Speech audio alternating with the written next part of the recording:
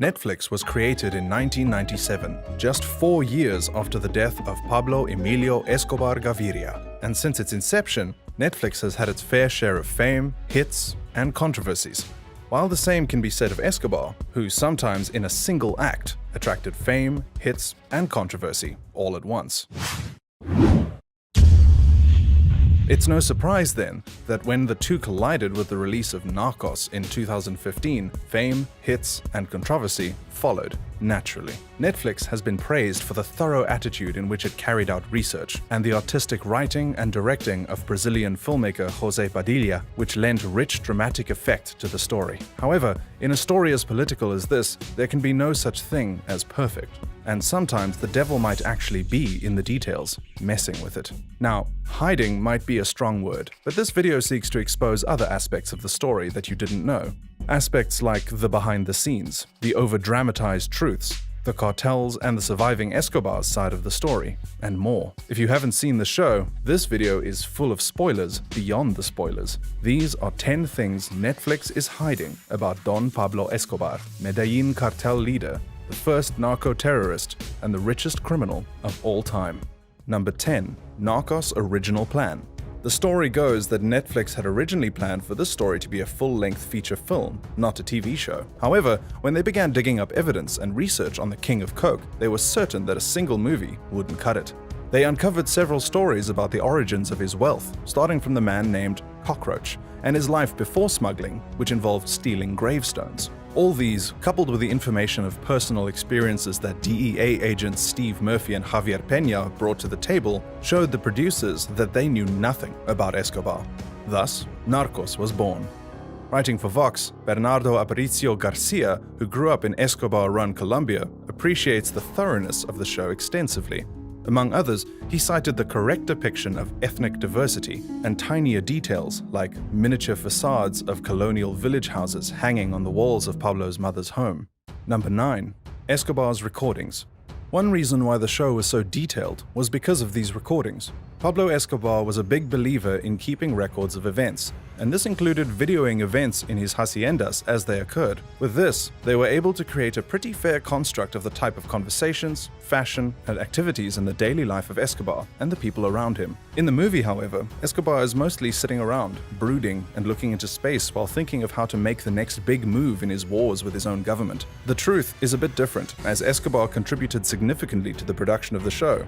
In fact, it's clear that the Medellin cartel was a fan of media, as some of his recordings are inserted in the show, displaying the activities within his haciendas. On top of that, he was someone willing to buy or kidnap news reporters to tell his story. One thing's for sure, Pablo would have loved Twitter. Number 8. Family opinion. Of course, you had to know this was coming. And it's quite important too, because you have to wonder, how much of the story and how much of Pablo's interaction with his family was accurate? And how did the Escobars feel about it? To answer your question, Pablo's brother was infuriated with the show. And if you watched the show, you're probably now wondering, where was Escobar's brother all the while in the show? Roberto Escobar was not only Pablo's brother, he was also the cartel's accountant up until he was arrested when Pablo died. So believe me when I tell you, Roberto was not happy when the show depicted another accountant called Blackbeard being arrested and then snitching against the cartel to officials. In response, he requested compensation of $1 billion from the streaming giant for depicting his and his brother's image without any consultation from him or other family members. This was just the first season, so he also offered to look through the second season for inaccuracies before it aired. We're not sure that went his way. Meanwhile, other family members have also contested the portrayal of Pablo in the Palace of Justice siege, as well as the manner of his death, but we'll get to that soon. Number 7. Pablo Escobar's gruesomeness. Watching the show, you already kind of get the idea that Pablo Escobar was one of the most terrifying men to walk the earth. Speaking in Lithuania for log-in conferences, Agent Steve Murphy explains how, before Escobar, law enforcement was not familiar with narco-terrorism. Narco-terrorism involves the use of violence to influence government policies against narcotic laws. According to Murphy, Pablo Escobar was the first narco-terrorist. And to be fair, his terrorist activities are well documented in the show. What's also depicted is the fact that Escobar found it quite easy to order the killing of others. However, his personal dealings with people seem to be a bit benign, never resulting in anything deadly. Well, except the undeniable instances, like the killings of Moncada and Galeano. Other than that, in his personal space, Pablo is mostly shown as a troubled man with a romantic relationship with his wife and kids. In reality, Don Pablo was a drug lord through and through. Based on first-hand accounts from informants, Pablo would drill into his enemies' kneecaps if he felt like it. Another unspoken fact is his treatment of mules. In the movie, Pablo used human mules, and he always paid them. In reality, Pablo sewed cocaine into pets that were going to Miami.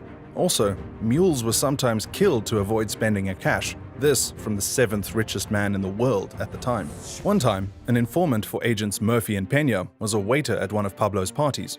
The informant recounts that another waiter was caught pilfering silverware. Pablo was told of this, and he decided to duct tape the person's hands and throw them into the pool, created by the Paisa Robin Hood, and ended up drowning as entertainment for the guests present at the party.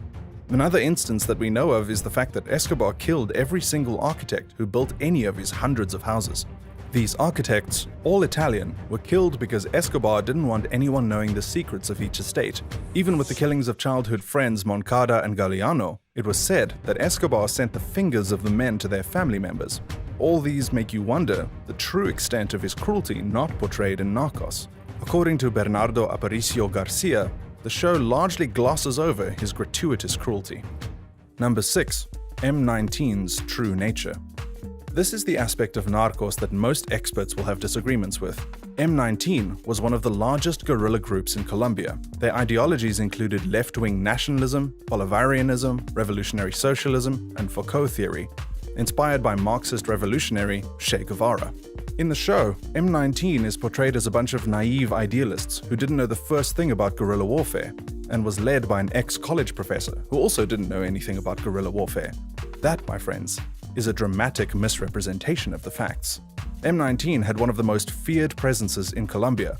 Bernardo Aparicio Garcia details how his aunt had barely escaped the Palace of Justice attack. He sums up the story by saying, "It was not only my family in Cali who came close to dying at their hands.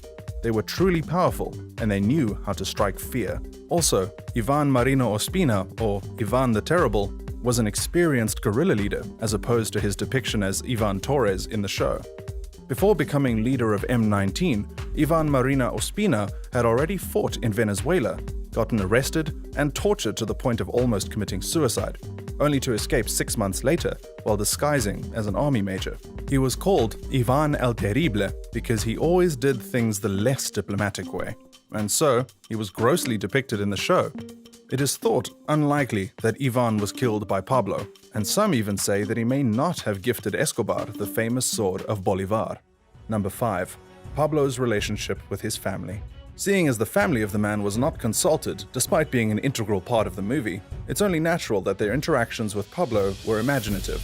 And that's a dangerous way to tell a story, especially if you already have preconceived notions. Perhaps no other relationship was more misconstrued than Pablo Escobar's relationship with his son, Juan Pablo, now known as Sebastián Marroquín. Sebastián is now free from the drug trade business, and he often talks about his experiences as the son of the biggest drug trafficker in several interviews.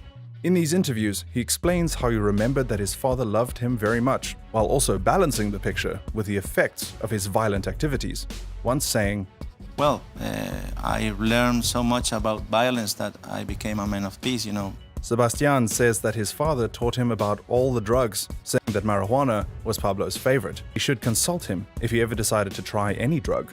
Perhaps this education helped, or it was the memory of a relative who had suffered from the effects of drug abuse. But Sebastián has never felt the pressure to take drugs. One crucial component of Sebastián's interview is the fact that he recounts he and his mom begging Don Pablo to stop his incursions on Colombia, most notably after the bombing that left his sister Manuela forever deaf in one ear. Their pleas, of course, fell on deaf ears, and Juan Pablo says that this was also a part of his father's nature of being a bad loser. He cited examples where he would cheat even his kids when they played games like Monopoly, simply because he wanted to win. Juan Pablo is portrayed as being very young and naive in the show, even when Pablo calls him minutes before his death, but in real life, Juan Pablo was already 16 by the time his father died, and he has a radically different account of Don Pablo's death than what is in the show, and we'll get there soon. Number 4. Secrets of La Catedral. In the show, Escobar's 5-star prison is revealed as being luxurious, with a lot of the drug lord's personal items, but it doesn't reveal everything. Remember the recordings we talked about earlier? Well, there was even more Escobar content hidden in La Catedral. In the movie, Escobar leaves behind a large book with pictures in it. However, in Agent Murphy and Peña's book, Manhunters, How We Took Down Pablo Escobar, they explain, in his adjoining office, we found a film canister in the trash. When we had the film developed, we found pictures of Escobar, which we turned into wanted posters. Peña adds that he had every wanted poster that had ever been issued against him in Colombia, and just about every article that had appeared about him in his files. He also kept threatening notes from his enemies, carefully arranged. Escobar was very neat, and this was evident in the bathrooms of La Catedral, which Peña describes as curiously sparkling, with 3-inch walls. But perhaps the most shocking discoveries were the letters from mothers offering their daughters to Pablo for sex, the lace negligees, and several vibrators and sex toys neatly arranged in a closet. One interesting detail of their book, however, is the fact that Peña slept in Escobar's bed. He recounts that he couldn't find sleep in the bed, tossing and turning all through the night. Number 3. Carlos Leder's influence. Carlos Leder was the son of Klaus Wilhelm Leder, a German who had left his country to Colombia, changed his name to Guillermo Leder, and married a Colombian called Helena Rivas. Carlos would later go to America with his mom after his parents divorced, and eventually, Carlos landed in prison. It was in prison that Carlos met a fellow inmate called George Jung. They would both scheme on how they would revolutionize the cocaine trade and begin transporting drugs to the United States using small aircraft. Therefore, Leder had already begun the business even before he met Pablo Escobar, and was even integral to Escobar becoming as wealthy as he became. Leder himself would become a billionaire and even offered to pay Colombia's external debt twice, one of which was his plan to escape extradition. Unlike on the show, where Leder was just a knucklehead who was told to shut up in meetings and outed himself regularly on national radio. Well, the depiction of his story and fall from grace was far from comprehensive. Number 2. Escobar's suicide.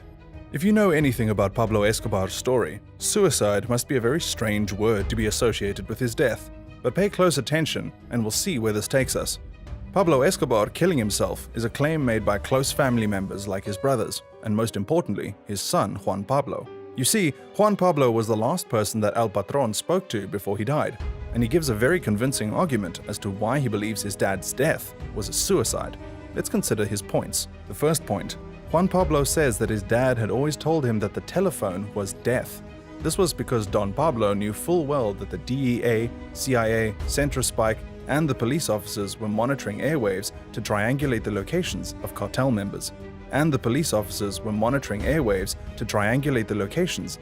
members. Pablo Escobar always spent very little time on the phone and ordered his son to always stay away from using it. The second point is that Escobar's family had just been rejected from Germany and were then forced to lodge in a Colombian hotel owned by the armed forces. This indicates that Escobar's family was never going to be safe wherever they went, and that the hotel phone lines were surely tapped. Pablo must have known these facts. The third point is the fact that Pablo had taught his son how to commit suicide in case they got captured. Juan Pablo says his father told him that the best way to avoid torture and die quickly was to shoot into the right ear rather than into the mouth. Pablo's brothers confirmed that Pablo had said he would rather kill himself than be killed by the people pursuing him, since it wasn't going to be a pleasant death. Now, let's replay the last moments of Pablo with these facts in mind. A certain Colonel Martinez and his son Lieutenant Martinez are using the directional finding gear to try and get any phone signal. At the same time, Pablo Escobar is talking to his own son, Juan Pablo, discussing an interview that Juan Pablo already knows about, on the phone. According to Juan Pablo, his dad called him 7 times, while he tried to cut the call each time. He recounts complaining to his dad that this was dangerous as their phone was likely tapped, and he already knew about the topic being discussed. Juan Pablo understands that his dad is trying to save them from being interrogated by giving up himself. While on the phone, Lieutenant Martinez is holding an antenna from the vehicle and suddenly sights the King of Coke looking back at him. After the police had gathered enough forces, they storm the house, and only then does Pablo drop the call, saying, "Something strange is happening here. I'll call you back." The shooting ensues. His bodyguard Limon is killed, and Pablo is shot on the roof multiple times before his body goes limp. On inspection, a bullet wound is found on Pablo's head. Guess where? That's right, the right ear. Personally, I find it curious that he was found and killed exactly a day after his birthday, almost like someone wanted to have a last supper. a last proper laugh. Number 1. Wagner Moura's pro-drug stance. Wagner played the role of Pablo Escobar in Narcos to perfection. The Brazilian actor was applauded for the role and is so synonymous with Escobar that his pictures show up on a Google search with the drug lord's name. However, they have even more in common. Moura believes that drugs like cocaine should be legalized, and following the experience of living out Escobar, he takes that even more seriously. This is because, in a world where cocaine was legal, Pablo Emilio Escobar Gaviria would have mostly been recognized as a shrewd businessman who became wealthy from nothing and gave back to the poor. Most of his ordered killings began with shutting up officials who wanted to have him locked up or extradited. But what do you think? Should cocaine be legalized? Let us know in the comments below. Did you enjoy this video? If you did, make sure to give it a like. And check out more awesome ones on the Fugitive channel. Thanks for watching, and we'll see you next time.